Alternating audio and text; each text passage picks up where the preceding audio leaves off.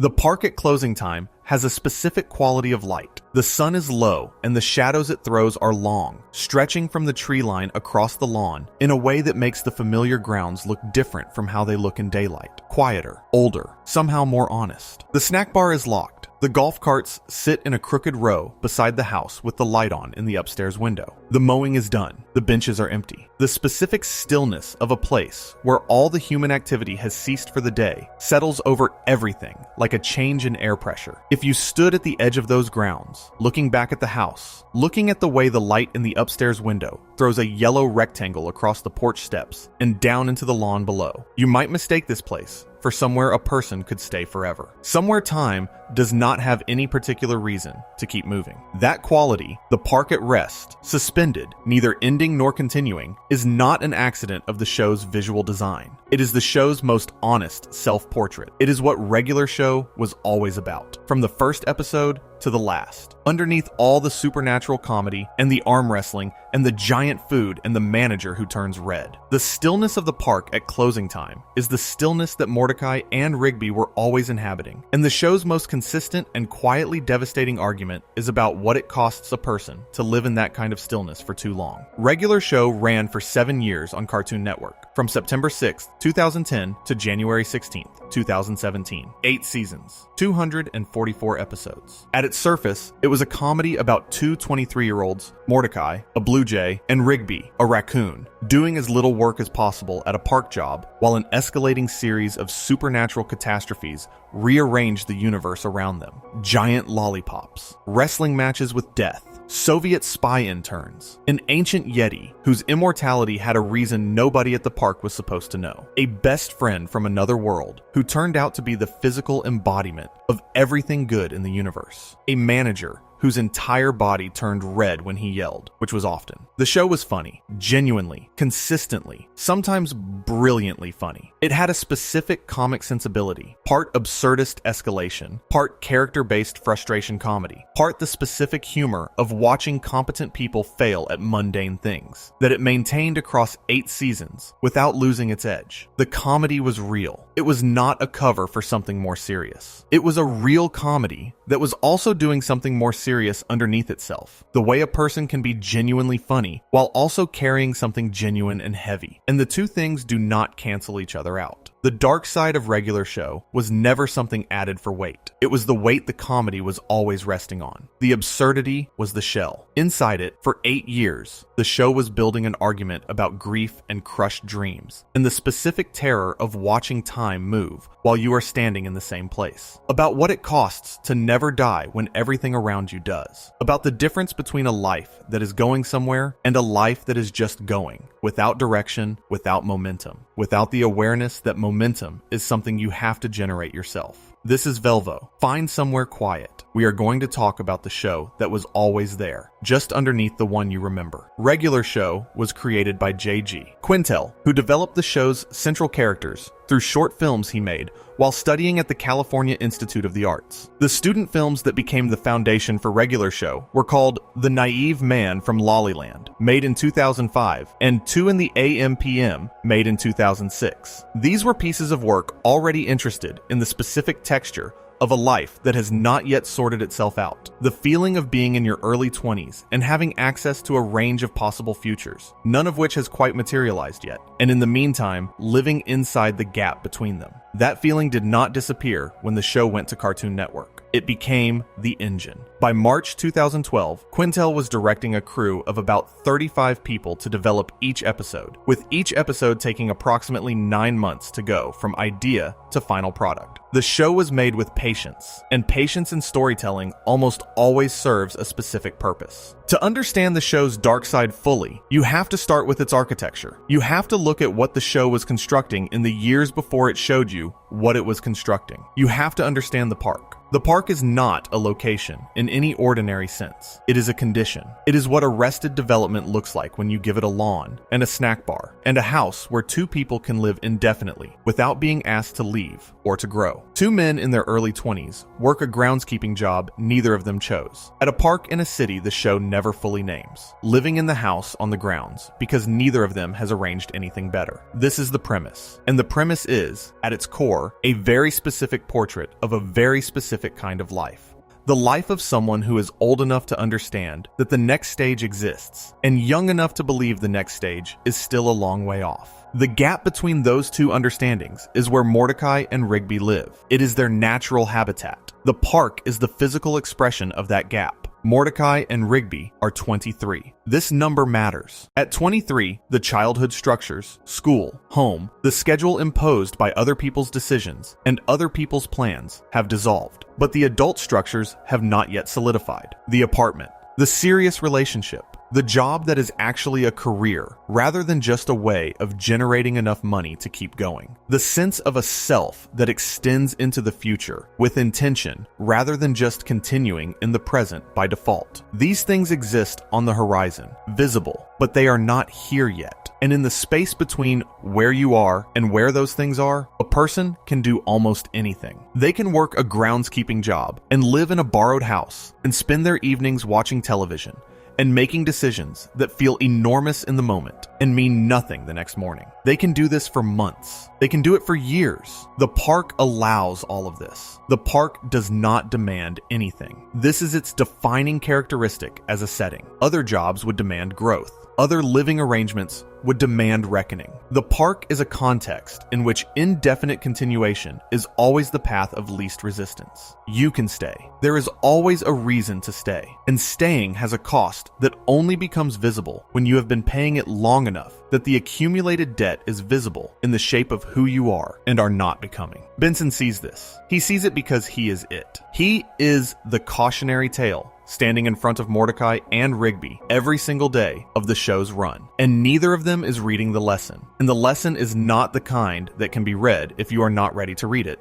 Benson arrived at the park as an employee. He became the manager. He has been the manager for as long as anyone at the park currently working there can remember, and he will be the manager for the foreseeable future. And what the show gradually reveals across 4 full seasons, with the patience of a story that knows what it is building toward, is that this trajectory, from groundskeeper to manager forever, is not what Benson intended for himself. It is not the shape his life was supposed to take. It is the shape his life took while he was occupied elsewhere, while he was making different plans, while he was being someone with a different future. He is the person you become when the holding pattern stretches out long enough that it stops being a holding pattern and becomes the pattern itself. The park did not capture Benson. Benson stayed, and staying slowly became the only thing he knew how to do. And by the time that was true, it was too late to undo. Skips was at the park before any of them. He will be there after. He has been watching generations of park employees arrive and leave and arrive again, doing this for over 200 years. And the show was careful, meticulous, not to explain why until it was ready, until the weight of the explanation could land correctly. Because the explanation is not a fun backstory detail. The explanation is a 200-year grief, worn daily in the motion of every step, quietly devastating in a way that requires the audience to have known and liked Skips for 4 full seasons before they can feel it correctly. The show withheld the explanation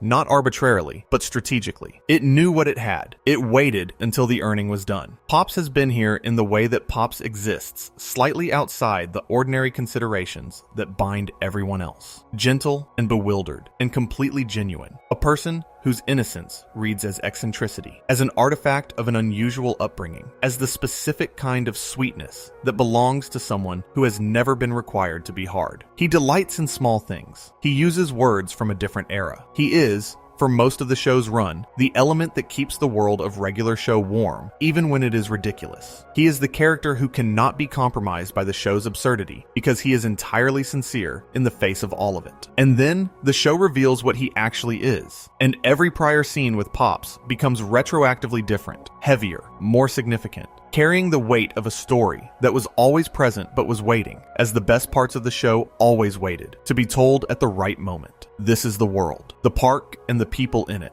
And in this world, from the very beginning, the comedy runs on top of a machinery that is, in its deeper workings, a meditation on mortality, on the cost of staying in one place, while time does not stay with you, on the things that wait for a person when the waiting they have been doing finally, inevitably, ends. The show announced this machinery directly in its second season, not through a grand gesture, not through a dramatic episode that arrived with the weight of significance already attached to it. Through 22 minutes of comedy that ended with a skeleton in a muscle car sitting down across from a Yeti at an arm wrestling table, and the stakes of the match being the soul of a raccoon who should have known better than to cheat. Death arrived at the park. He had a schedule to keep, and the show was never exactly the same after. Before we move on, if you are enjoying this analysis, please consider subscribing. It helps the channel tremendously. Season 2, episode 21 of Regular Show is called Over the Top. It aired on May 23rd, 2011. The episode opens in the rec room of the park house, where a group of the park employees are gathered around an arm wrestling table. Rigby, whose instinct toward cheating is one of the show's most consistent character traits, cheats in a match against Skips. Skips, who does not get angry easily, and whose calm is one of the things that makes him seem ancient and dependable, gets genuinely angry. He slams Rigby's arm down with a force that exceeds any ordinary arm wrestling contest, and Rigby dies. The episode states this plainly. Rigby is dead. He does not recover in the next scene. He does not get up. The show does not cut away from the death and return to him alive. He is dead, and the episode continues from this fact. And the first thing the episode does with this fact is bring death to the park. Death, in Regular Show, is a skeleton in a black cloak who drives a muscle car. He specializes in arm wrestling. His right arm is comically, absurdly oversized, the result of decades of training against a specific opponent, a rivalry that has apparently organized the development of his entire upper body. His left arm is not oversized, because it is not the arm he needs for his work. He is a professional. He has a craft. He takes the craft seriously in the way that a person who has been doing something for centuries takes it seriously, not with arrogance, but with the steady confidence of mastery. He knows what he is doing. He has always known what he is doing. He arrives at the park to collect Rigby's soul. This is his job. He does not explain himself at length or apologize for the interruption, or soften the transaction to make it easier for the people who have to witness it. He has a schedule, and Rigby is on the schedule, and the schedule is not something Death negotiates away from without a compelling reason. A compelling reason is offered. Skips asks to arm wrestle for the soul. If Skips wins, Rigby comes back. If Death wins, Death takes both of them. The episode plays the arm wrestling match as comedy. Death's character design is ridiculous. The match escalates in the way that Regular Show always escalated things. Louder, more chaotic, more inventive at every stage, with the specific energy of a show that had learned, over a season and a half, exactly how to build a comedic set piece. And Skips wins. The arm wrestling match ends. Rigby comes back. The contract of the medium is honored, and the show moves on. But look at what the episode has established in the space between Rigby's death and his return. In the world of Regular Show, death is not a narrative device that can be invoked casually and then set aside. It is a character with a schedule. When someone dies in this world, there is a being whose job it is to collect them. That being operates professionally. It does not distinguish between people it likes and people it does not. It does not weigh the moral worth of the person it is collecting. It does not adjust the schedule based on circumstances. It shows up and does the work. And the only way to delay the work is to offer something that Death finds worth delaying for. And the offer has to be accepted under the terms Death sets. This is a specific and significant thing to establish in a children's animated comedy. Other shows of this era kept death at arm's length. They used it as a plot device, a reversible condition for named characters, an irreversible one for unnamed ones, without ever making it feel present and real. Regular Show made it present and real by making it a character, by giving it a muscle car and a professional demeanor and a specialty in arm wrestling, by making it the kind of entity you could negotiate with, which is both more absurd and more honest than making it the kind of thing you never have to face directly. Because the fact that you can negotiate with death in the world of Regular Show does not mean that death is easily defeated. Skips wins, but Skips is Skips, ancient, immortal, trained across centuries, for exactly this kind of confrontation. The ability to beat death is not universal. It is specific to someone who has been preparing for it, who has already lost something to death, who has a reason to be willing to bet everything. The episode establishes the rule, but the rule has conditions, and those conditions are specific to Skips in ways the show is not ready to explain yet. What the episode establishes about Skips in particular is worth sitting with. He goes into the negotiation without hesitation. He bets his own soul as well as Rigby's, making the stakes twice as high as they need to be. And he does this for Rigby, for a raccoon who cheated at arm wrestling, who died for reasons that were entirely his own fault. Skips does not weigh the circumstances. He does not negotiate a lower stake. He accepts the terms as offered and sits down. Some people treat their own life as the most precious thing they have. Skips treats it as a reasonable stake. That is not recklessness. That is the behavior of someone who has already reckoned with the question of what his own continuation is worth, and has arrived at an answer that most people do not arrive at. The answer implies something about Skips that the show will not explain for 3 more years. It implies that he has already lost something to death that cannot be recovered, that his willingness to gamble with his own existence comes from a place where existence, for him, has never quite been the unambiguous good it is for people who have not lost what he has lost. Death returns in subsequent episodes. He is not a one-time appearance. He becomes part of the show's recurring cast of supernatural figures, specific enough to have personality, flexible enough to be used in different ways. But what over-the-top established about him is permanent. In this world, death is always potentially on its way. Every character who faces genuine peril in this show is facing it in the context of a universe where death keeps appointments and can be delayed, but never ignored. The comedy of the show is real, and the stakes of the show are also real, and both things are true simultaneously. The arm wrestling match was funny, and it was also a negotiation for a soul, and both of those things happened in the same 22 minutes. After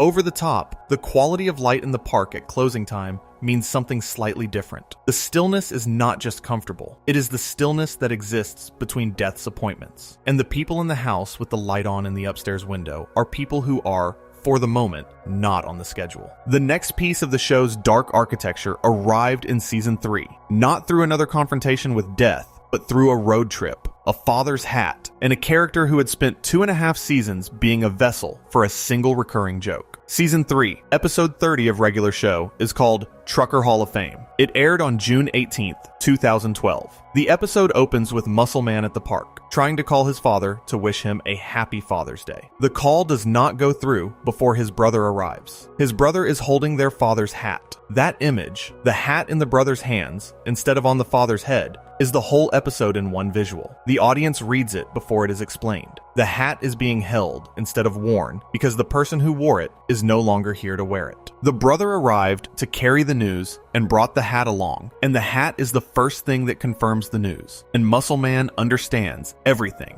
before his brother says a word. Muscle Dad has died. The circumstances are, in the regular show fashion, absurd. He was mauled by a bear, a detail the show deploys with the same matter-of-fact tone it uses for all its supernatural specifics. The show does not dwell on the cause of death, because the cause of death is not the episode's subject. The episode's subject is what death leaves behind in the people who loved the person who died. And what it left behind in Muscle Man is the task. He must get his father's hat ashes to the Trucker Hall of Fame, where Muscle Dad's memory belongs among the people and places he valued. Before this episode, Muscle Man's character is built on one premise. He is the person who does not take anything seriously, whose response to every situation is a variation on the same joke, whose loudness and self-satisfaction are the whole of his presence in any scene. The show used him this way for 2.5 seasons. Every Muscle Man moment reinforced the same reading. He is the guy who makes the joke. He is not the guy who has a father or a grief or a road to drive. Trucker Hall of Fame changed this by putting him on the road, by taking him out of the park, out of the context where his character had been established, and placing him in a truck, moving through the country, carrying the ashes of his father toward a destination that matters, away from the rec room and the snack bar and the golf carts, onto a highway where there is nothing to do but drive and talk and be in the space where you are. He talks about his father on that drive, The stories he tells are not polished. They are the kind of stories that grief produces. Slightly irregular, revisiting certain details, not quite building to a point, because grief is not a story with a point. It is a weight with a shape.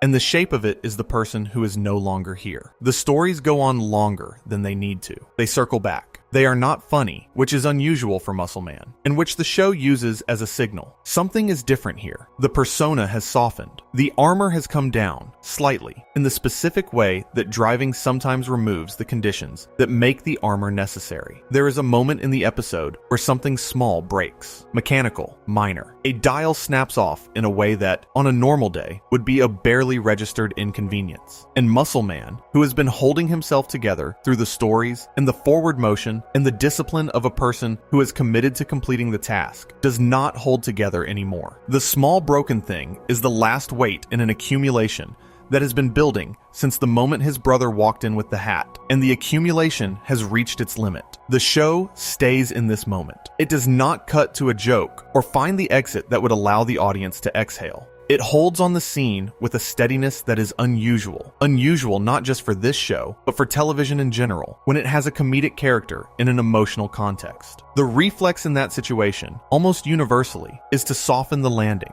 to reach for the comedic release valve before the moment gets too heavy. Regular show does not reach for the valve. It sits in the truck with Muscle Man, and it lets the audience be there too. This is grief in its actual form, not the version that looks good on screen. The version that happens in moving vehicles when the accumulated weight of a loss finally exceeds the carrying capacity of a person who is trying very hard to carry it. The version where the small broken thing is the final thing, where the sound a person makes is not quite crying and not quite anything else, but is entirely recognizable to anyone who has ever made it. The Trucker Hall of Fame, when they reach it, delivers the only kind of catharsis that grief allows. Not resolution, but the completion of a task. The ashes go where they are supposed to go. The memorial is made in the right place. The goodbye, when Muscle Man says it, is said not to the ashes or the hat, but to his father's memory, to the idea of a person held in mind, honored in the way the person would have wanted to be honored. What the episode does to every subsequent scene involving Muscle Man is permanent. The recurring joke continues. The loudness and the bravado and the pride in his own terrible physique continue. The character does not fundamentally change, but the context for everything he does has changed. You are watching a person who lost his father and kept showing up, who found a way to carry the grief inside the persona rather than letting the persona collapse under it. The joke and the grief occupy the same body. The loudness is not obliviousness. It is what a person has when they do not have the language for the quiet. Regular show understood this about grief,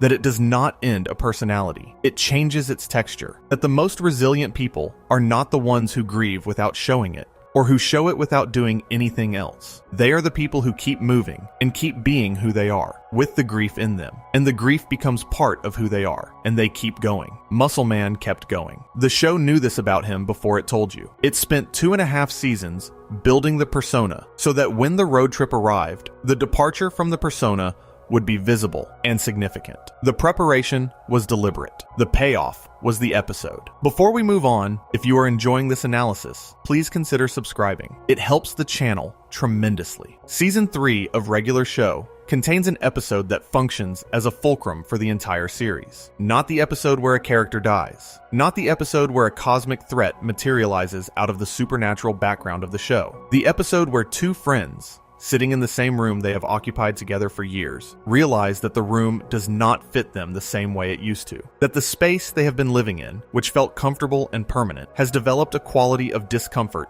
that was not there before and is not going away. The episode is called You're Getting Old. It aired in the fall of 2011, in the middle of the 3rd season, and it is the episode where Regular Show stopped pretending that the relationship at its center was stable. The setup is deceptively ordinary. Rigby has become deeply enthusiastic about a new form of entertainment, a style of music that produces, in everyone around him who hears it, a genuine and specific physical discomfort. It is not just a matter of taste. The music is objectively bad in a way the show makes concrete and funny. The gag is real. Other people experience the music as unpleasant in a way that goes beyond preference. But Rigby loves it. He has found something in it that nobody else can access. And his insistence on sharing what he loves, playing it in the car, playing it on the couch, filling every shared space with the thing that nobody else wants, begins to pull at a thread that the show had been, for 2.5 seasons, very carefully not pulling. The argument that develops between Mordecai and Rigby in this episode is not about the music. The music is the occasion. It is the specific irritant that sets off something that was always available to be set off. The actual argument is about something the show has been carefully not naming across 3 seasons, that these two people are genuinely different. Not different in their surface preferences, different at the level of who they are becoming and where they are going and what they need from their lives. And the friendship between them has been sustained partly by the shared inertia of the park, by the shared context of a situation that does not require either of them to change or choose or become anything in particular. And that context, for Mordecai, is beginning to feel less like home and more like a structure he needs to leave. Mordecai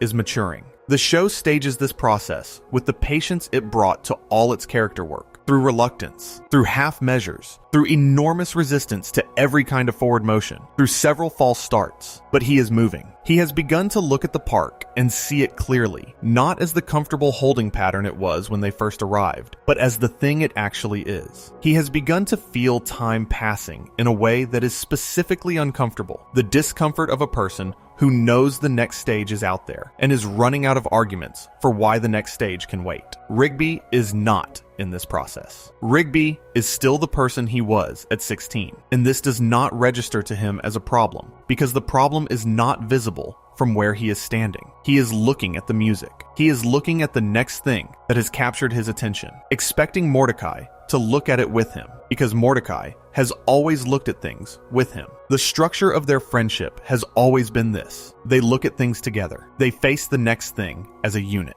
And Rigby does not yet understand, cannot yet understand, because he is not in the process that would allow him to understand that the structure has started to shift. The episode ends not with resolution, but with separation. Mordecai leaves the park temporarily. He finds somewhere else to be, and the images the episode closes on are them apart. Mordecai in a different place. Rigby alone at the park, and the music that plays over these images is slow and sad in a specific way. Not sentimental, not the sadness of a dramatic rupture that will be repaired by the end of the episode. The sadness of drift. The particular sadness of two people who are, for the first time, occupying different rooms. For a Cartoon Network comedy in its 3rd season, at a point in the show's life when the audience was watching primarily for the laughs, this was an extraordinary creative choice. The writers did not resolve the episode on a warm note. They did not find the gag that permits the audience to exhale and move on. They let the fracture stand. They let the images of separation be the last thing the episode showed, with music that communicated loss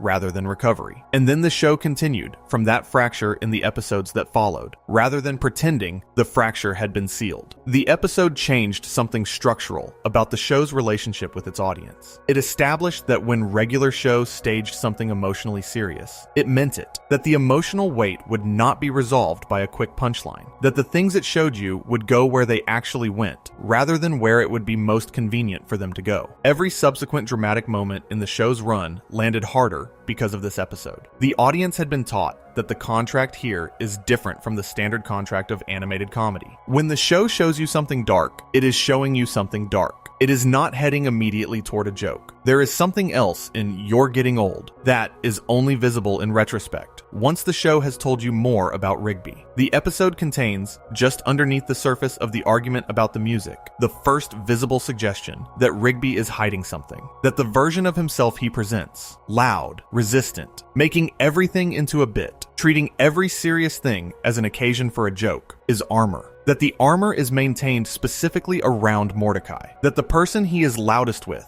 most resistant with, most likely to turn everything into a game with, is also the person the armor most needs to stay up around. Why the armor? The show takes seasons to answer this, but the answer, when it comes in season 5, retroactively changes the meaning of every Rigby scene that preceded it. In season 5, through the kind of casual, unplanned surfacing of information that makes long-held secrets feel true, Mordecai discovers that Rigby never graduated high school. He finds this out not through a confrontation Rigby prepared for, but through a context where the information appeared without warning, and his reaction is not warm. It is the reaction of someone who has been living in proximity to a secret for years without knowing it. The specific anger of discovering that someone you thought you knew completely has been not telling you something that mattered. Rigby has been ashamed. This is the core of it. He has been ashamed about not finishing school for years. Ashamed in the specific, isolated way that people are ashamed about things they cannot fix retroactively and cannot admit without the admission itself being the most frightening moment. And the shame has been dealt with the way Rigby deals with everything frightening, by refusing to acknowledge it directly, by maintaining the persona that papers over the gap, by being so loud and resistant and gamifying about everything that the gap never has an opportunity to be seen. The persona was never just laziness. It was always also armor. And the armor had been maintained consistently and deliberately around Mordecai, who was supposed to be the one person the armor could come down for, which is also, paradoxically, the exact reason the armor never came down.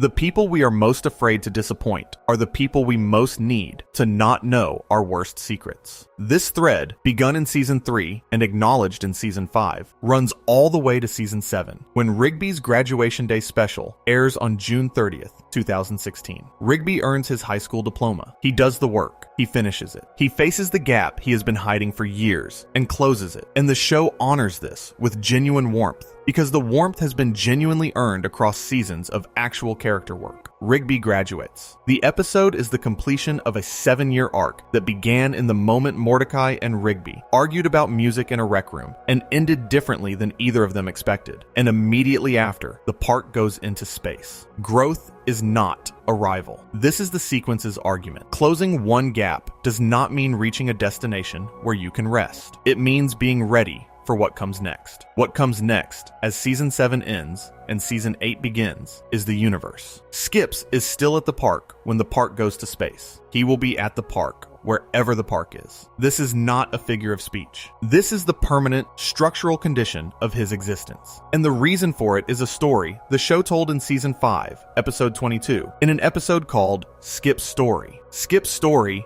aired in 2014. It is the episode where the show reaches back over 2 centuries and shows you where the skip came from. The episode where the most unexplained character quirk in the show becomes the most explained grief in the show. Skips was not always Skips. His name was Walks. He was young, a teenager, attending school in a particular era, in a world rendered in the kind of slightly stylized period detail that the show used when it wanted to signal that what you were watching was memory rather than present. He had a group of friends. He had a nemesis, Clorgbane, a bully whose aggression was not specific to Walks so much as it was general. The kind of adversary who exists to dominate, who has no particular reason to target any one person beyond the fact that the person is there and can be targeted. And Walks had Mona. The episode does not rush the relationship between Walks and Mona. It earns it. It gives the relationship time to become real before it does what it is going to do to it. They skip together. This is their thing, the specific private gesture that belongs only to the two of them, that is theirs, in the way that some couples have something that is purely and entirely theirs. They skip through the halls of the school, across the grounds, through the spaces they have claimed as their own, in the way that young people claim spaces. The skip is joyful and slightly ridiculous and entirely genuine, and the show lets you see it and feel what it is before it takes it away. Mona dies protecting Walks. Clorgbane escalates a confrontation past the point where any of them can control what happens next. A piece of concrete falls from above. She pushes Walks out of the way. The episode does not treat this moment as cinema. It does not slow it down or score it for maximum impact. It happens the way bad things happen, without preparation, without sufficient warning, in a space too small for the weight of what it means. She was there, and then she was not. The moment passes as quickly as the actual moments in which terrible things occur. What follows is the transaction that defines Skip's existence. The Guardians of Eternal Youth give Walks immortality. The gift is not a consolation. It is not given to ease his grief or to give him more time with the people he loves. It is given for a specific purpose. Clorgbane is a recurring cosmic threat that requires an immortal opponent, and Walks is the one who needs to be that opponent. The immortality is transactional. It comes with conditions and purposes, none of which have anything to do with what he just lost. He changes his name to Skips. Mona had joked when they were skipping together, that he should have been called that. Skips instead of walks, because skipping was his natural motion when he was with her. He did not use the name while she was alive. He uses it after, because the name belongs to what they had together, and using it is the only way he is left to keep her present in a life she is no longer part of. And then he skips. He has been skipping ever since. Not occasionally, everywhere. Every time he moves through the world, every time he enters a room or crosses a lawn or moves from one place to another, he moves in the way that Mona would have recognized. Not because he made a vow, not because he was instructed to,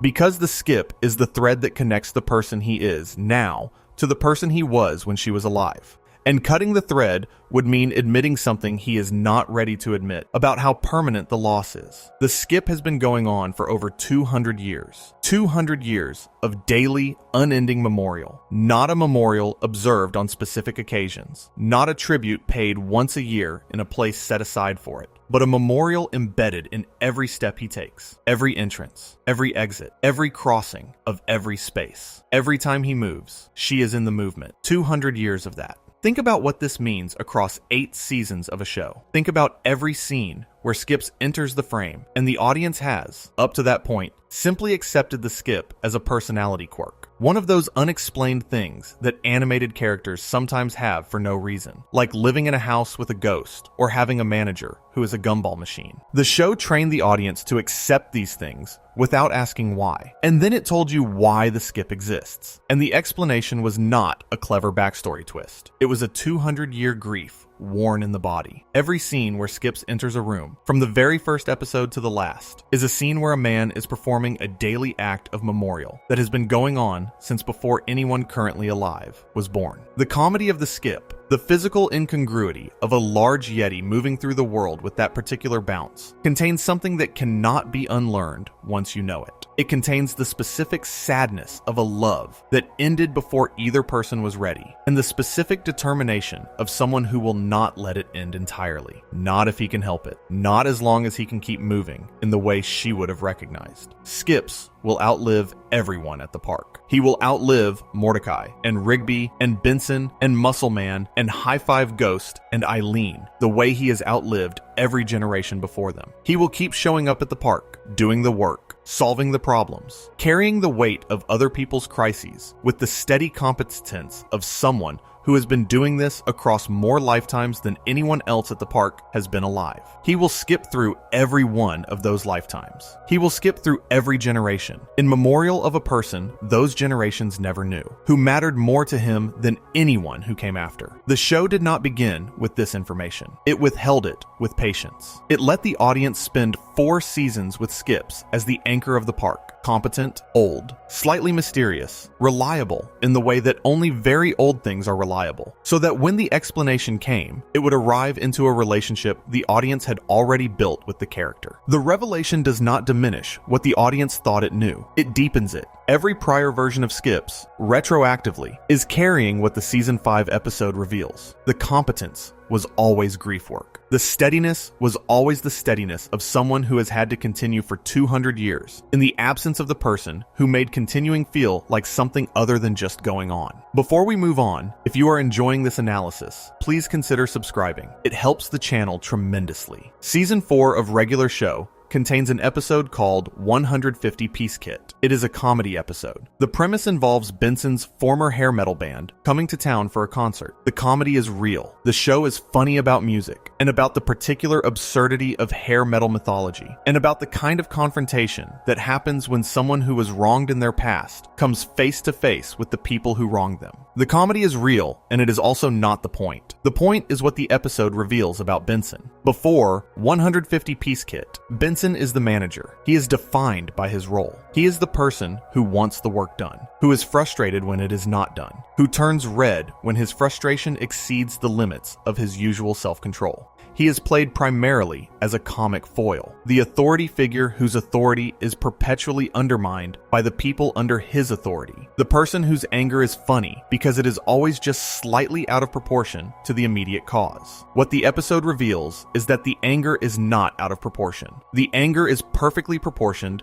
to a situation that the show had not yet explained. Benson was, before he was the manager, a musician. He was the drummer for Hair to the Throne, a hair metal band that recorded a debut album with a drum solo on it. The solo was played on a 150-piece kit. The solo was exceptional, technically demanding, memorably complex, the kind of musical achievement that most drummers cannot approach. Benson played it. He played every note of it. He recorded it. The band told the world a drum machine had played it. They attributed his work to a device called the Drummatron 6, because if the world knew a human drummer had played the solo, the attention would shift toward the drummer. And the image the band was trying to build did not have room for a drummer being the most impressive thing about them. So they erased him. They credited the machine. And then, 6 months after the recording was complete, they replaced him with an actual drum machine and moved on. The rest of the band went on to commercial success. Benson went to the park. Hold this information. Look at every scene in the show's first 3 seasons where Benson's frustration is the punchline, where his anger at Mordecai and Rigby for not doing their jobs, for treating their work as an inconvenience, for finding ways to avoid doing what they were being paid to do, where all of that frustration is deployed as comedy, as the reliable generator of conflict and then resolution that any situation comedy needs. Every one of those scenes is a scene involving a man who took his work more seriously than almost anyone he ever worked with, who gave the work everything he had, who produced something exceptional with the work, and who was told by the people he trusted that the exceptional work was not his to claim. He ended up at a park, managing a crew of people who treat employment as an ongoing inconvenience, who coast, who do as little as possible, who look for ways to avoid the work that the job requires of them. And Benson watches this every day, and the watching produces the specific anger of someone who cannot understand, genuinely, at the level of fundamental incomprehension, how anyone could be given work to do and choose not to take it seriously, because taking work seriously cost him everything, and the cost did not stop him from caring. And the fact that nothing stopped him from caring, even the specific and targeted injustice of having his best work erased, is the thing nobody in front of him ever sees. The yelling is not the behavior of a manager who is unreasonably strict. It is the behavior of a man who has carried, for years, the knowledge that his exceptional work was taken from him, and who has found the only available outlet for that specific grief.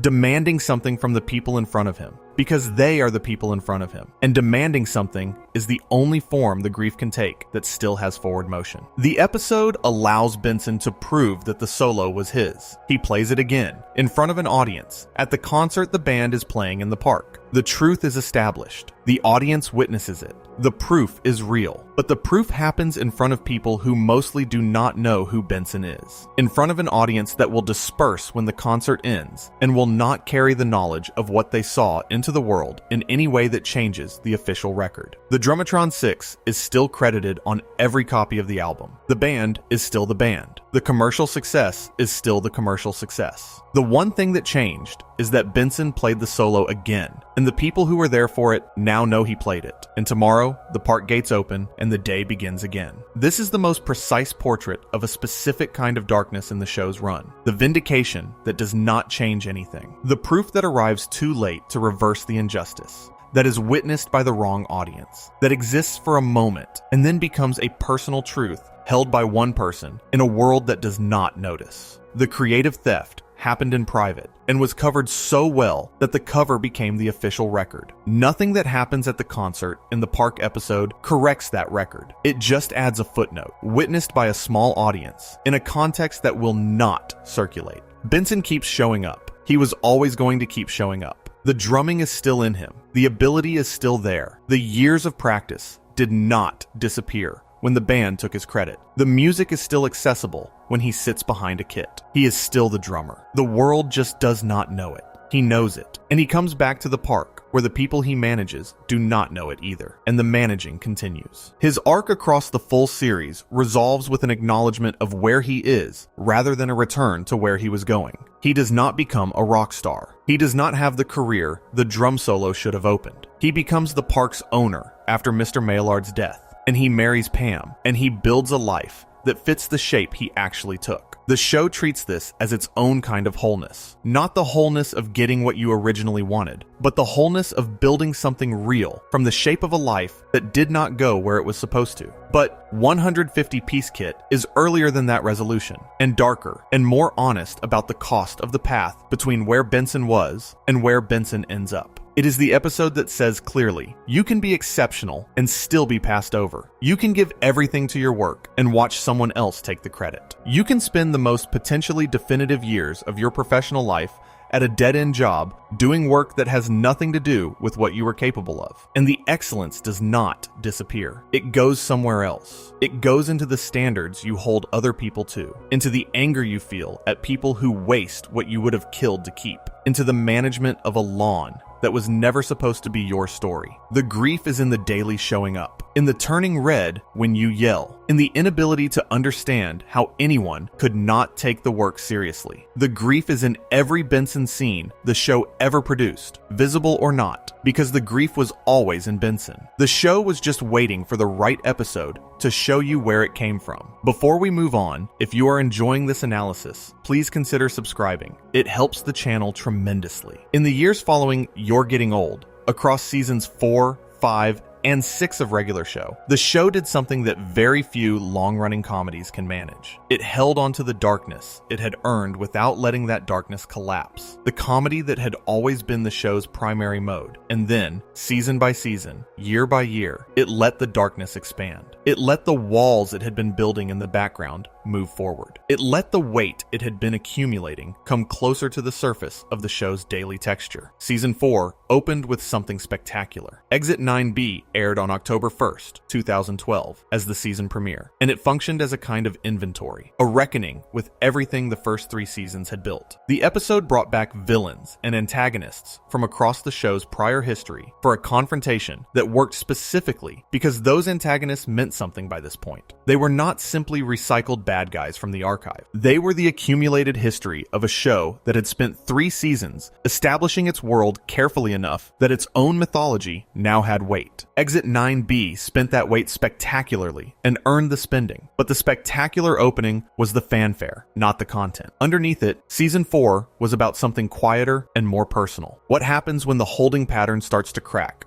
Not from a character's own initiative, but from external pressure, from the world moving even when the characters would prefer it not to. Mordecai and Margaret finally become a couple in season 4. The show had spent 3 seasons building toward this, through near misses and missed opportunities, and the specific prolonged agony of 2 people who both want the same thing and both lack, at the crucial moments, the courage to reach for it at the same time. When it finally happens, in an episode called Meteor Moves, it should feel like a resolution. It does feel like a resolution. And then it immediately begins the process of being a relationship that is happening at the wrong time, for the wrong reasons, in the wrong context, for both people. Margaret is leaving for a university that represents the next stage of her life. The next stage of her life is not at the park, and it is not in a relationship with someone who is still living at the park, still in the holding pattern, still in the space between the person he is and the person he will eventually have to become. The relationship does not survive this. It was not built to survive it. It was built for the gap, and the gap was closing on Margaret's side, and the gap was not closing on Mordecai's side, and the distance between those 2 different positions was a gap all its own. Mordecai's grief after Margaret leaves for school is the show's first extended portrait of its central character in real, sustained emotional pain,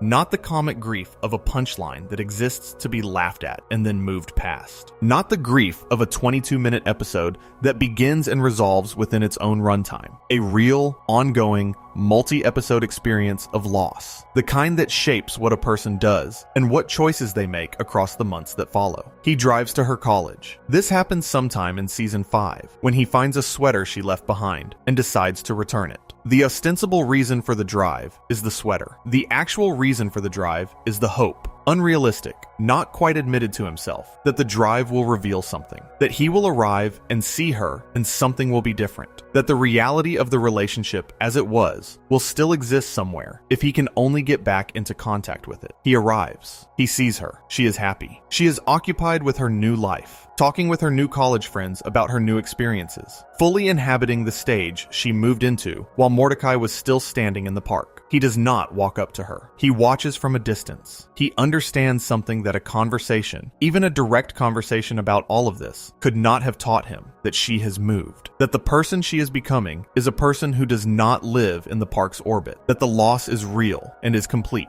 and nothing he drove through the night with is going to change that. He throws the sweater in a garbage can. It was never about the sweater. The drive was never about the sweater. And then he drives home. This moment, the watching from a distance, the understanding, the garbage can, the drive home, is the show at its most precise about what losing someone to the forward motion of time actually looks like. It does not look like a dramatic confrontation. It does not involve explanations or goodbyes or any of the structures that grief narratives usually provide. It looks like standing in a parking lot, seeing clearly what you did not want to see clearly, and then going home. The going home is the whole story. Seasons 5 and 6 extend this into a new dimension, the love triangle. After Margaret leaves, Mordecai develops a new relationship with CJ, a new character who is, in her own right, someone worth investing in.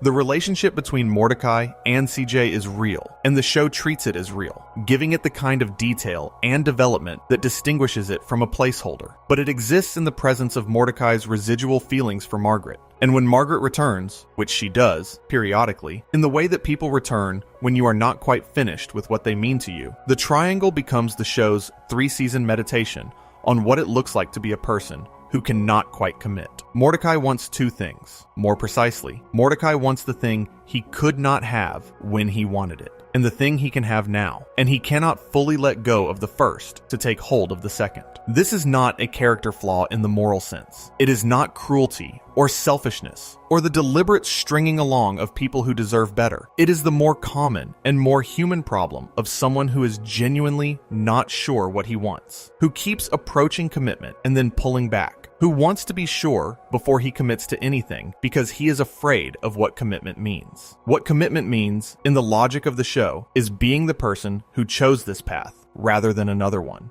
Being the person for whom a specific life began rather than all the lives that remained available. Mordecai is afraid of this in a way that the show understands and refuses to judge. He is afraid of the door closing on the options. He is afraid of becoming someone specific. And the holding pattern at the park, which has always been available as a context for indefinite postponement, has extended into his romantic life in exactly the way it would extend into the life of a real person who is not ready to stop postponing. The love triangle reaches its conclusion in season 6, in an episode called Dumped at the Altar. The title is not subtle. Muscle Man and Starla are getting married. This is an occasion of uncomplicated celebration for everyone at the park except Mordecai, for whom the wedding is the occasion where the accumulated pressure of the love triangle finds its release. A toast goes wrong, not catastrophically. Nothing dramatic happens. The toast just goes wrong in the specific way that things go wrong when they were always going to go wrong, when the situation has been building toward this moment across 3 seasons of careful setup.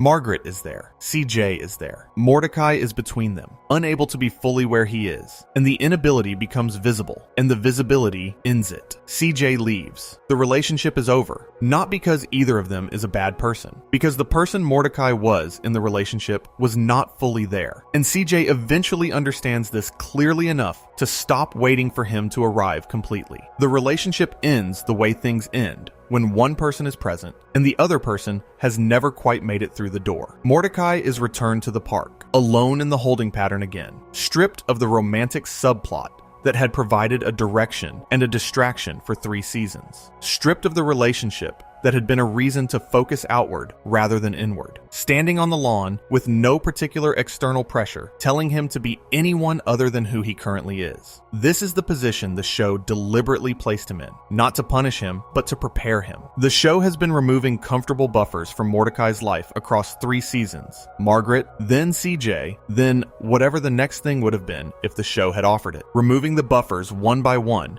until Mordecai has nowhere to look except at the question he has been avoiding. Who is he going to become, and when is he going to start? The answer to that question is not a love story. The answer to that question is the epilogue of the finale, 25 years out, when Mordecai is a painter living in a city with a family, and the art he always circled but never committed to has become the actual shape of his life. But before the show can get to that answer, it has to get through the revelation that changes everything about what the show was. Season 6 also contains something stranger and more disturbing than any of the romantic storylines. Something that is not about grief or romantic failure or the slow work of maturing. Something about the specific horror of discovering that the familiar is not what it appears to be. Thomas has been the park's intern for 2 full seasons, at the point when The Real Thomas airs. He was introduced in the season 4 premiere as a new addition to the crew, young, relatively unremarkable, present in the background of episodes without ever becoming central to any of them. The show used him as background furniture, a character whose presence was credible enough to be unremarkable, whose personality was pleasant enough to be liked without being interesting.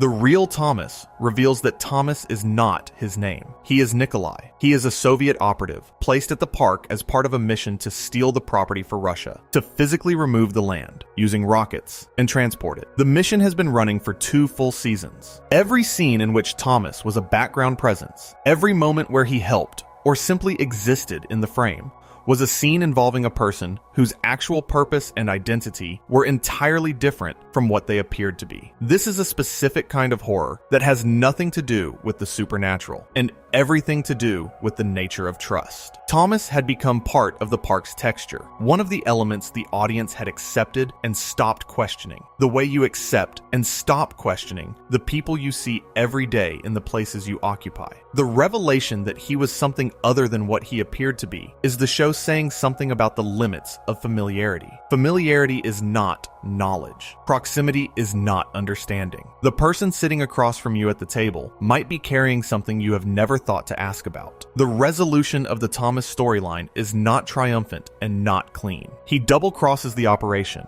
Caring about the people he was sent to betray turned out to be real, regardless of what the mission required, and caring about them became incompatible with completing the mission. He saves the park, and then he disappears into hiding, and the show does not follow him. And the crew at the park is left with the knowledge that their intern was a spy for years, and they never knew. And the knowledge does not dissolve just because the spy revealed himself in the end. They keep going. The park does not close. The work continues. This is what the show keeps returning to. The fact that darkness, when it reveals itself, does not stop the forward motion of ordinary life. You process it. You continue. You show up the next morning. The acceptance of this, the simple continuing in the face of things that cannot be resolved, is one of the most honest things regular show was ever about. By the end of season 6, the show has stripped away most of the comfortable padding from the holding pattern. Mordecai is alone on the lawn. Thomas is gone. The romantic complications of 3 seasons have resolved ungracefully and left nothing in their place. The park is quieter than it has been in years, and the quiet has a quality of inevitability to it. Something is coming. Something was always coming. The show has been preparing for it across 6 seasons of careful, patient,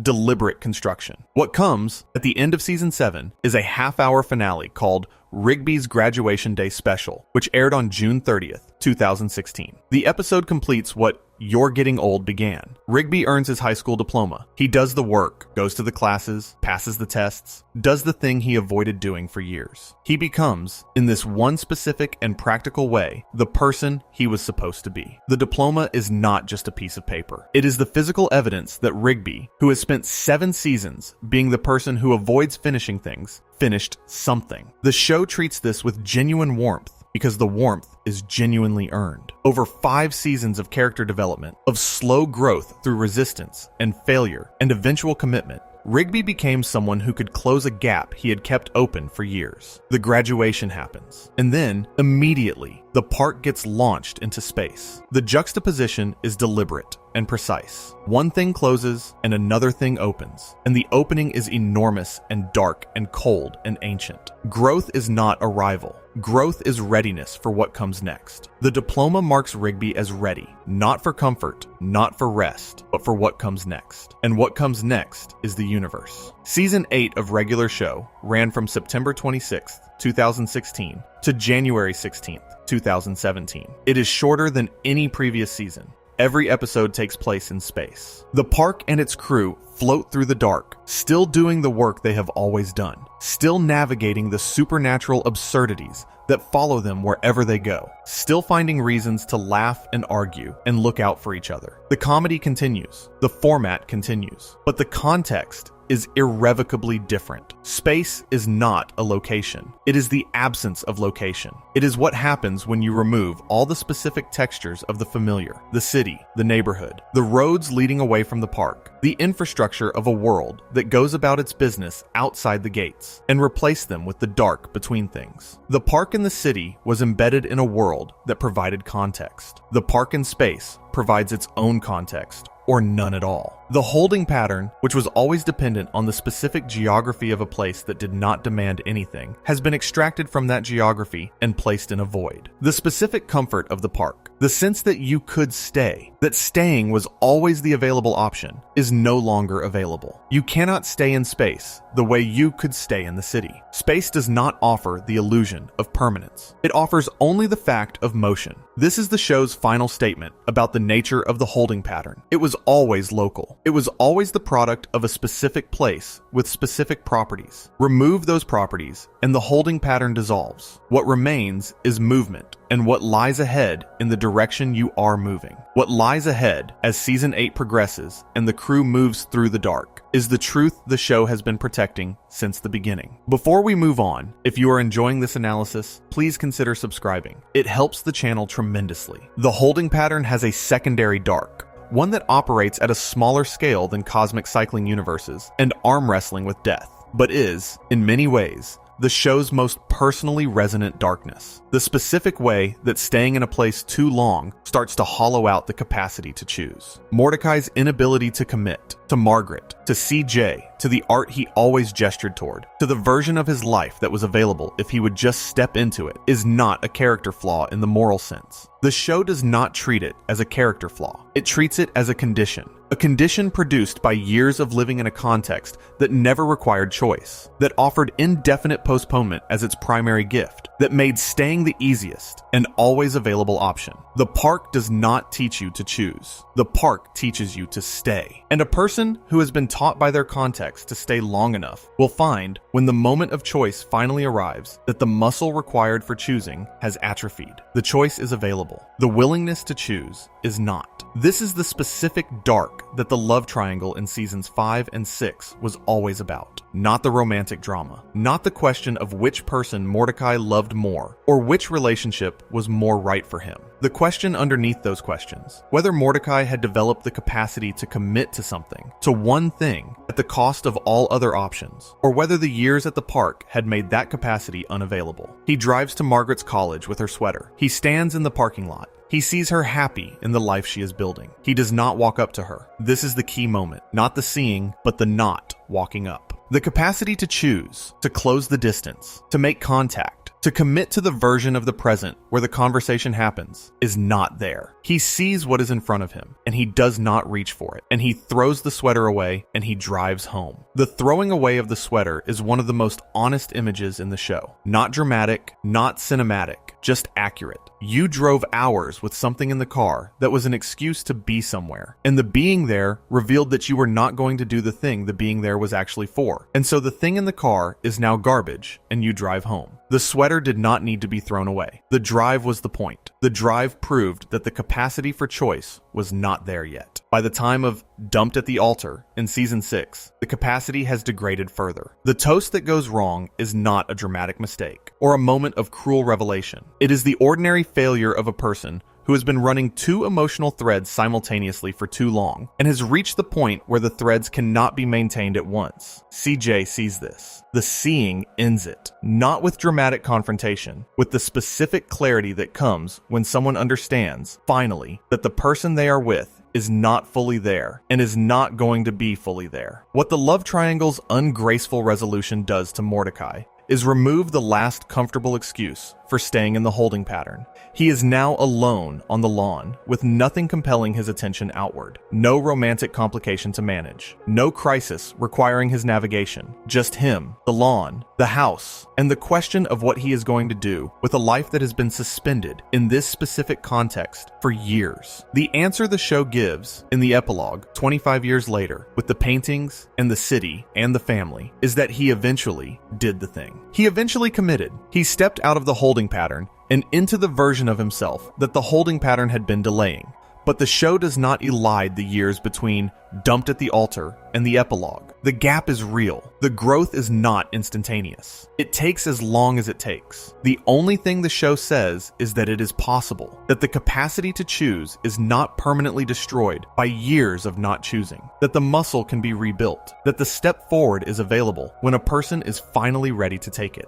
This is, in the end, what the dark side of regular show was always in service of. Not the revelation that the universe is dark. Anyone watching knows the universe is dark. But the argument that the darkness is survivable, that grief can be carried and continued, that crushed dreams leave behind people who are still capable of building something, that the holding pattern is not permanent, that the step forward is possible, even when it is very late, even when you have been standing still for longer than you should have been.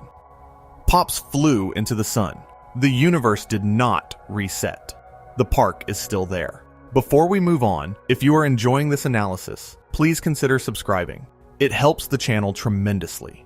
Pops Maillard has been at the park since the beginning. He is tall, thin, round-headed, literally so. His head a giant pink lollipop. A fact the show presents as unremarkable in the way it presents everything about the park's population as unremarkable. There is a Yeti who skips everywhere he goes. There is a ghost who is friends with a half-ghost with a muscular arm. There is a manager who is a gumball machine. And there is Pops, who is tall and thin and lollipop-headed and speaks in the vocabulary of a different era and finds delight in small things with a sincerity that the other characters find charming and occasionally exhausting. Pops is, for most of the show's run, the element that keeps the world of regular show warm. He is the character who cannot be compromised by the show's absurdity, the element of genuine, uncomplicated goodness that the comedy surrounds without touching. When the supernatural disasters arrive, and the stakes escalate, and the universe bends around some new catastrophe, Pops is always somewhere in the background, delighted, or worried, or caring about the people around him, in the specific way that comes from not being equipped with the kind of armor most people develop to protect themselves from caring too much.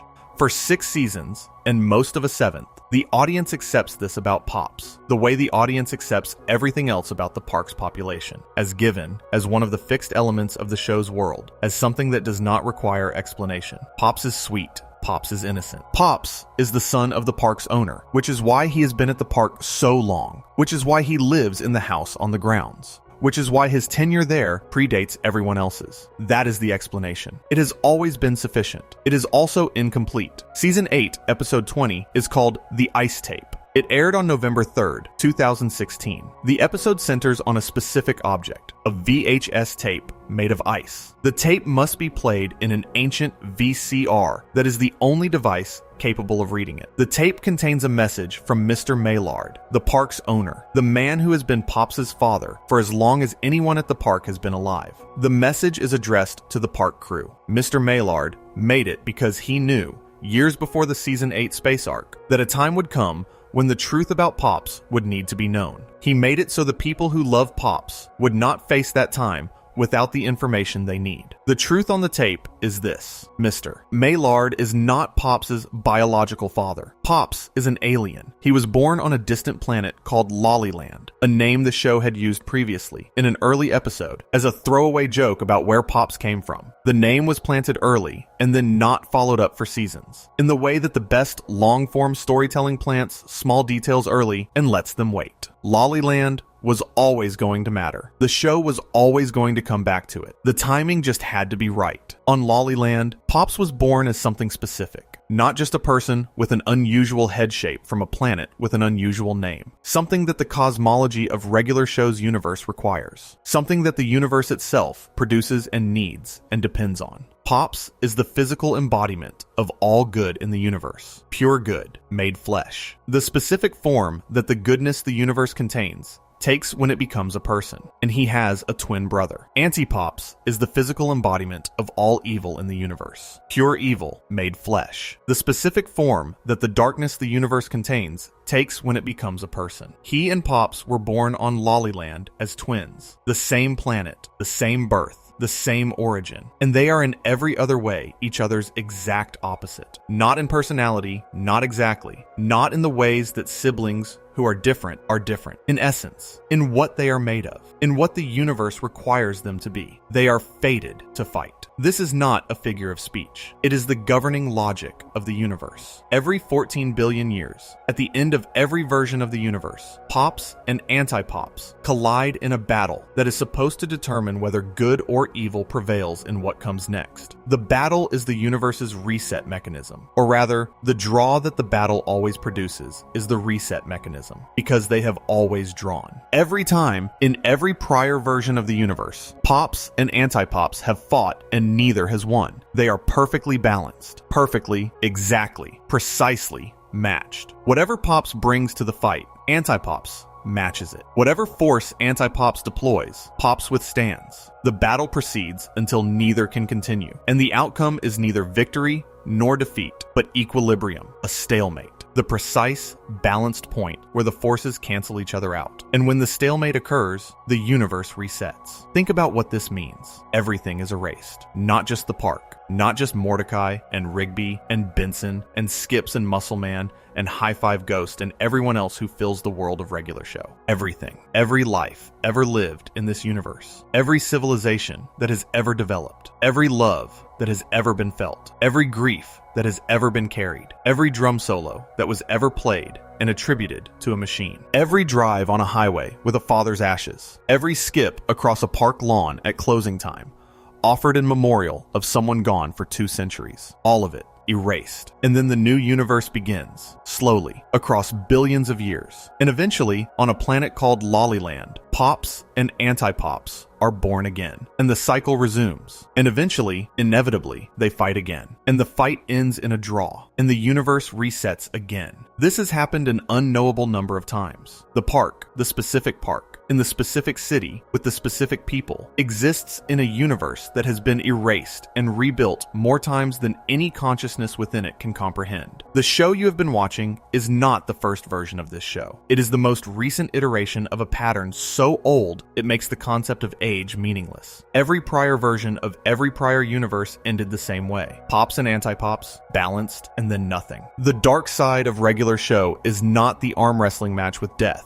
who can be beaten. The dark side is not the grief carried by Muscleman or Skips or Benson, which is real but survivable. The dark side, in its deepest and most honest form, is this: the possibility that none of it persists. That the universe that contains these specific people and these specific relationships and these specific irreplaceable moments is set to erase itself at the conclusion of this iteration, the way every prior version erased itself. That the things built here, everything that was built, will not survive into whatever comes next. This is the largest version of the fear that the show has been dramatizing all along. The fear of the holding pattern is the fear of time passing without being spent on anything that lasts. The fear that lives in Mordecai's inability to commit, in Rigby's avoidance of graduation, in Benson's daily management of a lawn that was never supposed to be his story. The fear that nothing you are doing now will matter. That the accumulations of a life, the relationships, and the growth and the choices will eventually dissolve into something that was never quite real. The cycling universe is that fear rendered cosmic.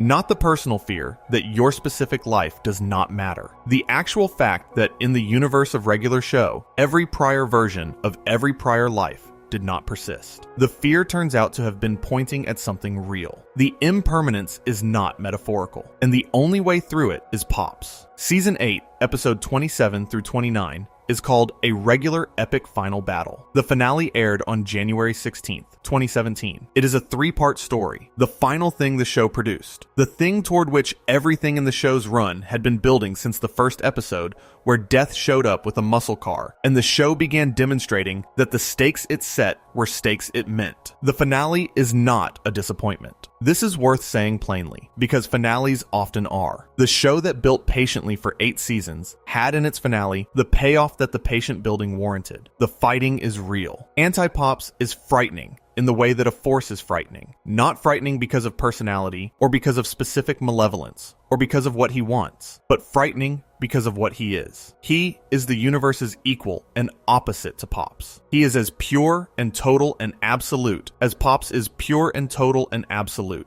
just in the other direction. Fighting anti-Pops is like fighting the universe's structural requirement for balance. You cannot outmaneuver a requirement. You cannot defeat an inevitability. The crew fights alongside Pops. This is what they have always done, and what they do here. They show up. They bring everything they have. They fight with the specific character the show has spent 8 seasons establishing in each of them, Mordecai and Rigby together, as they have always been most effective. Skips with the ancient competence and the 200-year preparedness for exactly this kind of confrontation. Muscle Man with the volume and the commitment and the grief that has made him someone you want in a fight. Benson with the standards and the determination of someone who learned that the world does not reward giving everything you have, and who gives everything he has anyway. There are losses in the finale before the end. Things happen that cannot be undone. The show earns the final moment by making the journey to it cost something. And then the final moment arrives. Pops has been afraid. This is worth saying,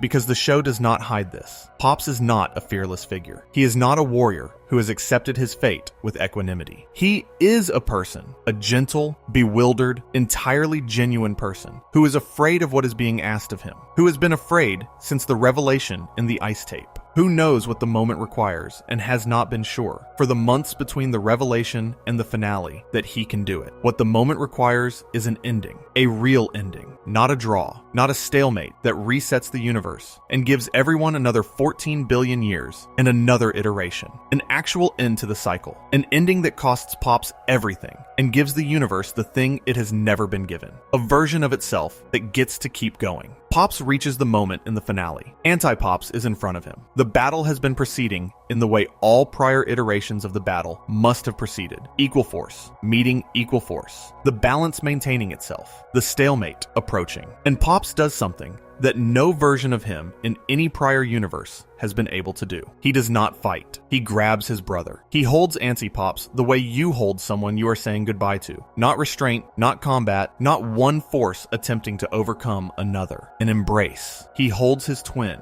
his opposite, his ancient counterpart, across every iteration of every universe, with the specific quality of physical contact that communicates the thing words cannot communicate. He holds him, and he flies toward the sun. Anti-Pops, in the last moments before the impact, does something that no version of him in any prior universe has ever had the opportunity to do either. He reconciles. The ancient opposition, the fundamental opposition that is not a personality trait or a choice, but a structural condition of what Anti-Pops is, dissolves in the specific and unrepeatable circumstance of someone choosing to hold you instead of fighting you. Anti-Pops and Pops die together, going into the sun together, and they are at peace when they die. The universe does not reset. The people they love get to keep their lives. Think about what this means for everything that preceded it. Not just in the finale, in the entire run of the show. The park and the people in it have been, this whole time, inside a universe that was going to erase itself. All the grief carried, and all the growth achieved, and all the relationships built, and all the dark sides faced and survived. All of it was happening inside something that was set to end. And Pops, sweet, bewildered, innocent,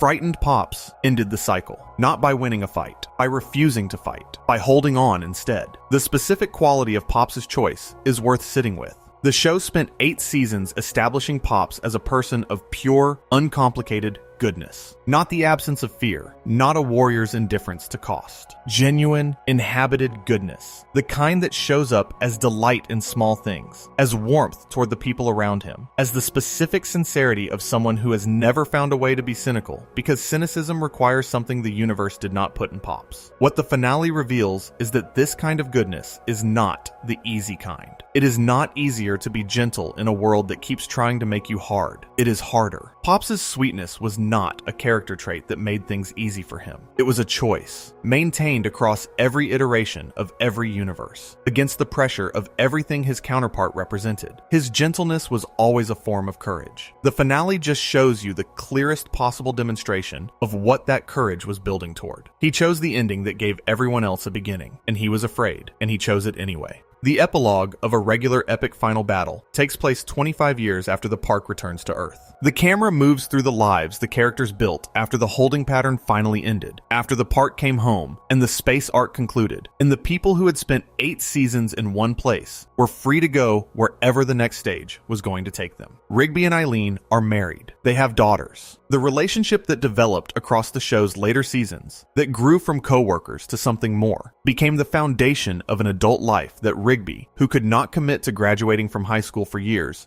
built with the same person he built his way toward when he was ready to build toward something. He settled, not in the sense of accepting less than he wanted, in the sense of arriving somewhere and staying because the somewhere was worth staying in. Muscle Man and Starla raised a family. The wedding that season 6's episode turned into chaos was the beginning of something that worked, the specific working of two people who were always right for each other, and who had, by the time the finale's epilogue arrives, years of evidence for this. Muscle Man, who drove a truck across a long highway with his father's ashes and broke down in the cab when a dial snapped off, is a father himself now. The grief he carried for his own father has become part of the texture of who he is as a parent. The things you inherit from the people you lose do not disappear. They change form. High Five Ghost became a DJ. This is a small detail in the epilogue, but it lands with the weight of a detail that is also a statement. High Five Ghost had always been a character who existed primarily in relation to Muscle Man. Background presence, supporting character, defined by the relationship. The epilogue gives him something that is entirely his own. A life that does not depend on his proximity to the person he spent the show beside. He became someone specific. Benson became the park's owner after Mr. Maillard's death. He married Pam. He built the life that the show's earlier revelation about his band had made seem definitively foreclosed. Not the rock star life. That was not what became available. What became available was the life of the park, now owned by the person who had managed it for years, who understood it better than anyone, who had given his working life to it and had not been fully recognized for that, and continued showing up anyway. The park became his, not the music, but something. And Mordecai left the park. He became a painter. He moved to a city. He married another artist, a bat, and they had 3 children together. He grew into the person who had always been inside the 23-year-old groundskeeper who avoided his own feelings with remarkable consistency and watched television instead of doing anything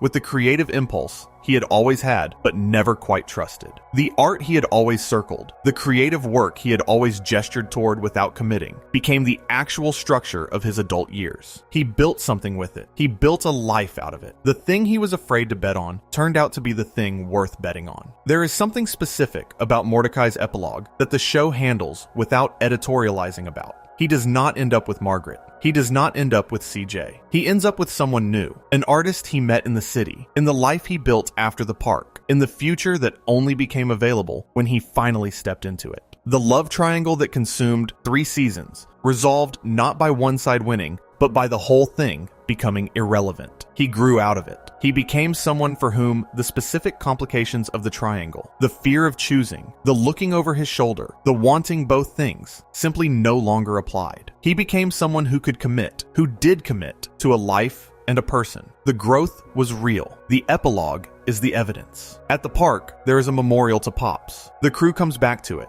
older, from wherever their lives have taken them. They bring those lives back to the lawn, the same house, the same snack bar that was always locked at closing time, and they stand together in front of the memorial to the person who ended the cycle. The park is quiet around them. The light is the same light it has always been. This is the moment that everything in the show was building toward. Not the battle, not the sacrifice. This moment, the surviving people, gathered on the lawn, in the quiet, with what they became visible in the shape of their lives, honoring the person who made all of it possible. Pops did not save a concept. He did not sacrifice himself for an abstraction. He held his brother and flew into the sun for specific, particular, irreplaceable people, for the friendship between Mordecai and Rigby that had fractured in season 3 and been repaired and had become, over years, something stronger than it had been before the fracture. For Skips, who has been skipping for 2 centuries in memorial of someone who is not coming back and who will skip for centuries more, and who deserves the universe he has been in rather than the reset. For Muscle Man, who lost his father and found a way to keep going, and who deserves the family he built. For Benson,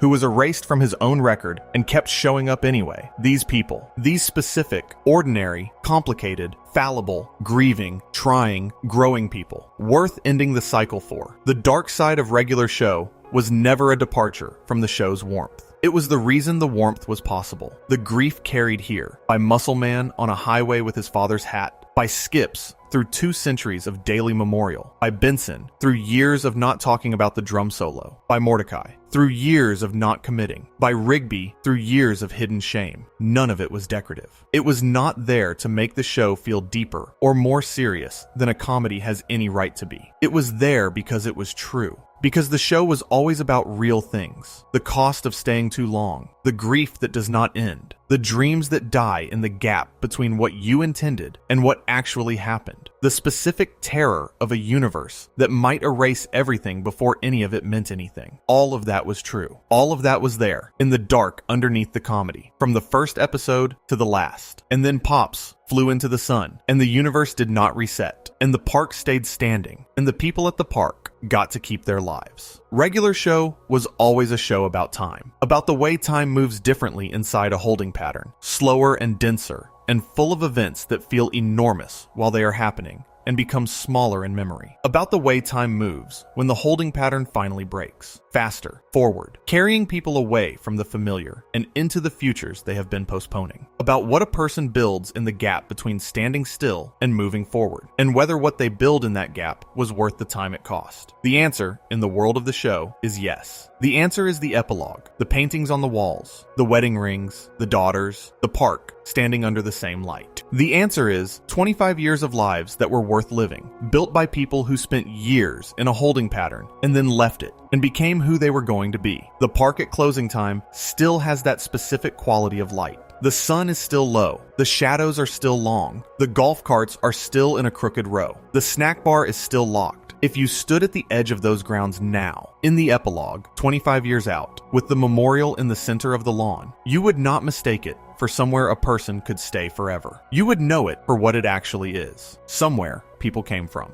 The show's relationship with darkness was never accidental, and it was never the result of the show becoming something other than what it was. The comedy did not become serious. The serious was always there, underneath the comedy, providing the foundation that made the comedy feel like more than distraction. This is a distinction that matters when you are talking about what Regular Show was and what made it work. Most long-running animated comedies that develop emotional depth do so by adding it. The show becomes something it was not in its earlier seasons. The characters acquire weight over time, often in response to audience demand or critical pressure or the writer's own evolving ambitions. The early episodes are funny. The later episodes are also moving. The show grew. Regular Show did not grow into its darkness. The darkness was in the design from the beginning. J.G. Quintel built the show's world out of student films interested in the specific feeling of a life in suspension, the feeling of being in your early 20s with no particular direction, no particular momentum, in a situation that does not require you to become anything. That feeling was not a background note in those films. It was the subject. And when the show translated that subject into the context of an animated comedy with supernatural elements, it carried the feeling intact. It just wrapped it in gags about giant lollipops and arm wrestling with death.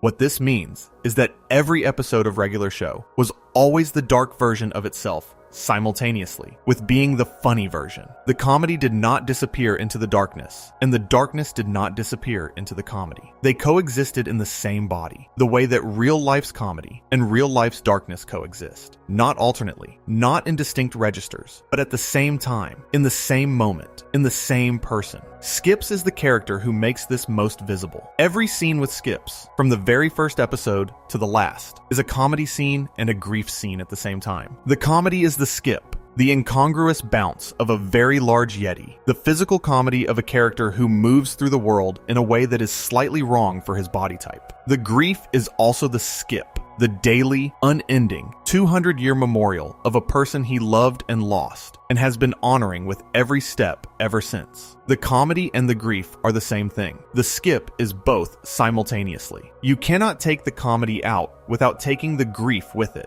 And you cannot take the grief out without taking the comedy with it. This is the show's central formal achievement, not the supernatural plot elements. Those are the most visible part of the show, but not the most significant. The significant thing is the way the show built its world, so that the funny things and the dark things were always the same things. The arm wrestling match with death is funny. It is also genuinely about death. about mortality as a character, about the rules of a world where death keeps appointments and can be delayed, but not avoided. The road trip to the Trucker Hall of Fame is funny in places. It is also a real portrait of grief. The recurring joke about Muscle Man's mother is funny. It is also in the light of what the show eventually reveals about Muscle Man's relationship with his father, something else. A person using humor to carry a weight that needs carrying, but is too heavy to carry in any other form. The show achieved this not by being clever about the juxtaposition of funny and dark, but by refusing to juxtapose them. Comedy and darkness were not placed next to each other in regular show. They were placed inside each other. The same image, the same scene, the same character beat. Funny and dark at the same time, in the same gesture. This is what makes the dark side of regular show specifically powerful, rather than generically sad. The darkness does not arrive to make you cry. It arrives to make you see something you were already looking at differently. The skip was always there. You were just not seeing what it was yet. Skip's immortality is the show's longest sustained dark note. It begins in Over the Top. Not explicitly, not with any of the backstory, but in the willingness of an immortal Yeti to bet his own existence for a raccoon who cheated at arm wrestling. That willingness implies something. The show does not explain the implication in season 2. It lets it sit there, visible to any viewer who is paying attention, unaddressed for 3 more years. When Skip's story finally provides the explanation, it does 2 things simultaneously. It answers the question about skips that the show has been declining to answer since season 1, and it retroactively changes the meaning of every prior skip scene. Not by correcting something that was wrong, nothing in any prior skip scene was wrong. By adding information that was always true, that the audience was not yet equipped to have. The information deepens what was already there. The prior skips was always the skip story skips. The show was just waiting until the audience was ready. What the information adds is this. Skips has been doing the work of the park across generations of employees who came and went. He has watched people arrive, spend their years at the park, and move on, or die, or otherwise cease to be part of the park's world. He has done this for over 200 years. He has done it with the skip, with Mona's tribute in his step, the specific movement that connects him to the person who was taken from him before the immortality began. The person whose loss is the reason the immortality matters the way it does. Imagine what it means to watch people leave for 200 years. The specific texture of that experience, the accumulation of arrivals and departures, the knowledge that the people currently at the park will eventually not be at the park anymore. The way the knowledge of this shapes how you relate to them. Skips cares about Mordecai and Rigby. He cares about Benson and Muscle Man and High Five Ghost and Eileen. This is visible in the show, but his caring is the caring of someone who knows, with the authority of 2 centuries of experience, that the people he is caring about are temporary. Not in the cosmic sense that all things are temporary. In the practical sense that the park will have different people in it 20 years from now, and he will still be here, and he will care about those people too. This is the form that immortality takes in the world of regular show. Not power, not wisdom used to prevent tragedy, not the ability to outlive every threat, just the ongoing, indefinite experience of everyone you care about eventually being gone. The wisdom is not a comfort, it is a record. He knows more than anyone at the park because he has outlived everyone who came before them, and he will outlive everyone who comes after. And the knowing is not the same as being able to prevent anything or change anything. He just keeps going. He keeps skipping. He keeps carrying the memorial of the person he was before the immortality began. Because she is the anchor. The reason the skip means something. The specific presence whose absence is what makes all the subsequent presences feel the way they feel. The park exists in time. Everything about the park changes over long enough periods, except skips. The trees grow and are cut down, and new ones are planted. The equipment is replaced. The employees come and go. The supernatural catastrophes arrive and are resolved and leave marks that gradually fade. Skips remains. Skips, skips. The skip connects every version of the park that has ever existed, every generation of employees, every era of the grounds, through the continuous movement of one person who has always been there and always will be. This is what the dark side of regular show means in its Velvo register specifically. The Velvo lens, the lens that reads the show as always being about time, about the holding pattern, about what it means to stay somewhere and what it costs, looks at skips and sees the show's most complete portrait of a life organized around permanence in a world of impermanence. Skips is staying, not because he is trapped or because he has nowhere else to go, because staying is what he does. Because the park is where the holding pattern lives. And Skips is the person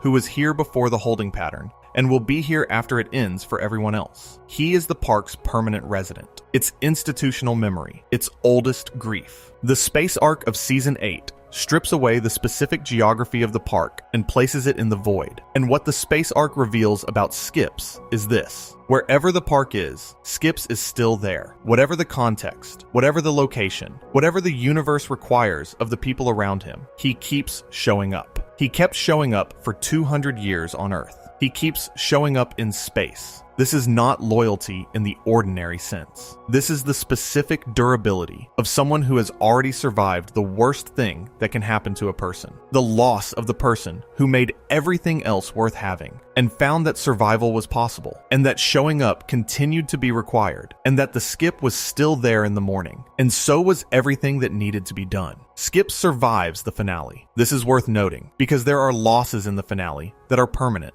and Skips is not one of them. He comes back to Earth with the rest of the surviving crew. He stands at the memorial to Pops in the epilogue. 25 years later, he is still at the park. He is still skipping. The Skip, in the epilogue, carries everything it has carried for 2 centuries, plus the additional weight of what happened in the finale. The loss of Pops, who was the purest good the universe could produce, who ended the cycle, who gave everyone else their lives. Skips is skipping in memorial of Mona, and he is also now living in a universe that exists because of Pops. The two things are not in conflict. They exist together in the same step, the way grief and gratitude exist together in the same person. He skips across the park lawn at closing time, and every step is both things simultaneously. The park at closing time has not changed in the epilogue, except in the ways that everything changes. The light has the same quality. The shadows are still long. The snack bar is still locked. The golf carts are still in a row. But there is now a memorial at the center of the lawn. There is now a marker for the person who was always supposed to be there, and whose absence is the cost of the universe that is still running. The dark side of regular show, at its most concentrated, is this image. A park that exists because someone chose to die to keep it existing.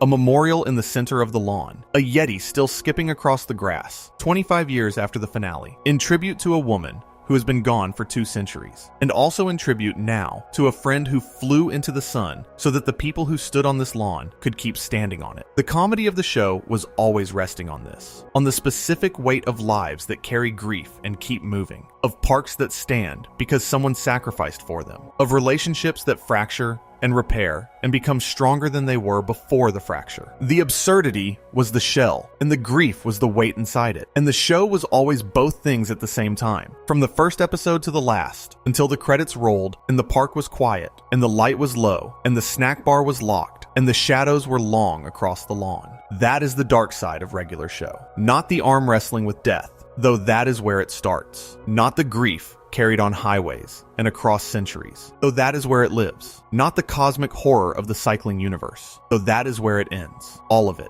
The whole accumulation. The whole architecture of a show that understood from the beginning that the comedy would land harder if you could feel the weight underneath it. That the warmth would be warmer if you knew what the cold felt like. That the sunrise at the end of a long night is more valuable if you spent the night in the dark. Regular show spent 8 years in the dark. Not entirely. Not without comedy and absurdity and warmth and the specific delight of watching people you have come to know do something that is entirely them. But the dark was there. It was always there. And the show never flinched from it. Never reached for the easy exit, never resolved the grief prematurely, or pretended the darkness was something other than what it was. The park is still standing. The people who lived in it moved on. The sky above it, on a clear night, is full of things that were never as far away as they looked. The show ran for 7 years. In that time, it won an Emmy Award for Outstanding Short Format Animated Program for an episode called Excellent, a Season 3 episode about a friend attempting an eating challenge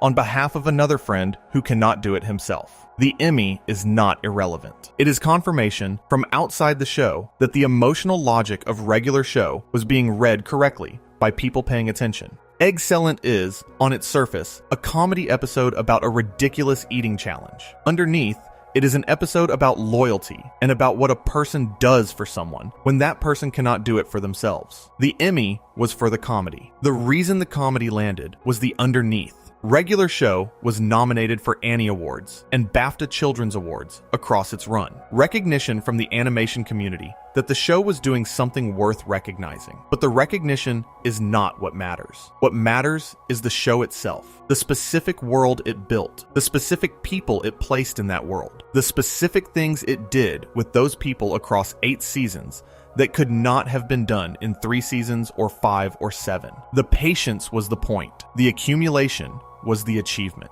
The dark side of Regular Show could not have worked in a shorter show. It required time. It required the audience to spend 4 seasons with Skips before his story could land with its full weight. It required 2.5 seasons with Muscle Man before the drive to the Trucker Hall of Fame could be what it is. It required 6 seasons of watching Mordecai avoid every choice before the epilogue could show you what he built when he finally stopped avoiding. The darkness earned its weight through the years. It could not be borrowed or rushed. It had to be built, season by season, with the patience of people who knew what they were building toward. This is what 8-season shows can do that shorter shows cannot. They can make the waiting itself part of the content. They can make the accumulation the achievement. They can earn a moment in the finale that could not have been earned in a shorter run, because the moment depends on everything that preceded it for its meaning. Pops could not have flown into the sun at the end of season 3, not because the show was not ready to go there, because the audience was not ready to feel it. The weight of the sacrifice requires the weight of everything built before it. The sacrifice is everything built before it, translated into a single act. It took 8 seasons to earn. The sacrifice is 8 seasons long. The park at closing time. The light is low. The shadows are long. The snack bar is locked, and the golf carts are parked, and the house has a light on in the upstairs window. If you had walked past this place on September 6th, 2010, the day Regular Show first aired, and looked through the fence at the lawn and the house and the trees, you would have seen exactly what you see now. A park, a place where people come during the day and leave when the day ends. Somewhere quiet. You would not have known what was happening inside the house with the light on. You would not have known about the Yeti, who had been skipping for 2 centuries in memory of a woman whose name only he still knew. You would not have known about the gumball machine manager, who had recorded a drum solo that was credited to a machine. You would not have known about the 23-year-old Blue Jay, who could not commit to anything, or the 23-year-old raccoon, who was hiding a diploma he never earned. You would not have known about the alien with the lollipop head, who was the physical embodiment of all good in the universe, or about the battle that was coming at the end of everything, or about the sun that would eventually need to be flown into. You would have just seen the park, and the park looks, from the outside, like exactly what it is. That is what makes it devastating. Not the supernatural elements, not the arm wrestling with death, or the Soviet spy intern, or the cycling universe. The fact that the holding pattern looks, from the outside, like a place where nothing is happening, like somewhere you could pass without noticing, like the background of the story rather than the story. The show's argument across 8 seasons was about what is actually happening inside that background, about the weight that ordinary-looking places and ordinary-looking people carry, about the grief that is present in every skip across a lawn, in every outburst from a manager, in every joke about a mother made by someone whose father is gone, about the fear that is present in every romantic near miss, and every diploma not yet earned, and every creative dream not yet committed to. Regular Show saw the weight in the background and described it. It described it through comedy, which is the only language that can hold this particular weight without collapsing under it. Comedy, because the weight would be unbearable as pure drama. Comedy because the weight is actually funny. Funny in the specific way that truth is funny, which is to say, funny and terrible at the same time, in the same breath, in the same gesture. The skip is funny. The skip is also a 200-year tribute. The yelling manager is funny. The yelling manager is also a man whose exceptional work was stolen from him. The raccoon making everything into a game is funny. The raccoon making everything into a game is also a person who is ashamed of something he cannot say. All of these things are both things. The show insists on this. The comedy and the dark are not in alternation. They are in superposition. They are the same thing seen from two different angles simultaneously. This is why the show works as sleep content. Not because it is soothing in the conventional sense. It is not always soothing. It is sometimes devastating, but because the rhythm of it is the rhythm of being held inside something larger than yourself. The park holds the characters. The show holds the audience. The darkness is not something that attacks from outside. It is the texture of the world being described. It surrounds and contains and does not threaten, because the characters keep showing up inside it, and their showing up is the evidence that the darkness is survivable. Mordecai and Rigby show up every episode, even the ones that are genuinely hard. They are on the golf cart at the beginning of the next episode. The park is still there. The snack bar is still locked. The golf carts are still in a row, and the dark that was present in the previous episode is still present. It does not get resolved just because the credits rolled, but the people are still there inside it, still going. This is what regular show was always about. At the level the Velvo lens can read it, not the supernatural, not the comedy. The ongoing act of showing up inside a holding pattern that is also, underneath everything, the whole shape of a life in the process of becoming something. The holding pattern ends. It always ends. For some people, it ends the way it ended for Pops, in a choice to fly toward the sun. To accept an ending that gives everyone else a beginning. For most people, it ends more quietly. The diploma earned, the painting hung on a wall, the wedding ring on a finger, the daughters who were not yet born when the holding pattern was the only shape available, the park at closing time. The light has not changed. The shadows have not changed. But the people who used to live in the house have grown, and the people who will live there next have not yet arrived. And Skips is still skipping across the lawn. And there is a memorial in the center of the grass for the person who made sure the lawn was still there to skip across. That is what you are looking at when you look at the park at closing time. Not a background, not a setting, the whole of it, all at once. If you enjoyed this video essay, make sure to subscribe. Thanks for watching, and I will see you in the next.